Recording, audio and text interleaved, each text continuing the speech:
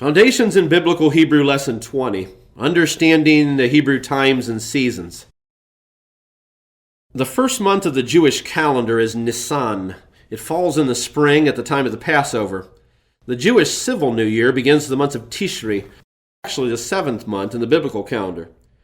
The civil year begins the first of Tishri, which is called Rosh Hashanah, literally meaning the head of the year, the beginning of the year.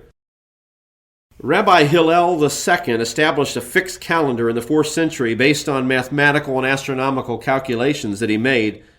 That calendar is still used by Jews today. Hillel's calendar defined the length of the months and the addition of the months over the course of a 19-year cycle. The month of Second Adar is added in the 3rd, 6th, 8th, 11th, 14th, 17th, and 19th years of this 19-year cycle.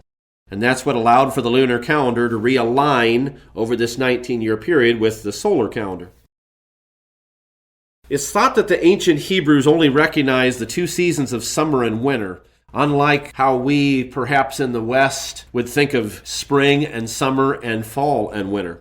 The seasons of spring and fall aren't referred to directly as such in the Bible. And this is one of the reasons why the assumption is that in the most ancient Hebrew culture, the only seasons they recognized were summer and winter. The writers of the Talmud refer to the summer and winter as the days of the sun and the days of the rain. The later Jews, influenced by the Greeks and Romans, divided the year into 4 seasons by using the names of the months in which each season began. So the month Tishri was used for the fall, Tevet was used for winter, Nisan is used for spring, and Tammuz is used for summer.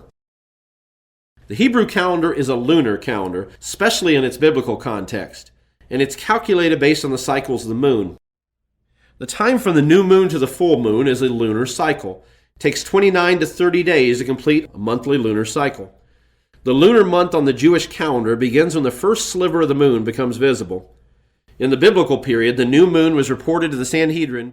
Once the Sanhedrin had been notified by at least 2 reliable witnesses, they would declare the first day of the month to have begun, and they would send out messengers to notify the people. The new moon is called Chodesh, which is a Hebrew word for month. The first day of the month was called Rosh Chodesh, which in the Hebrew means the head or the beginning of the month.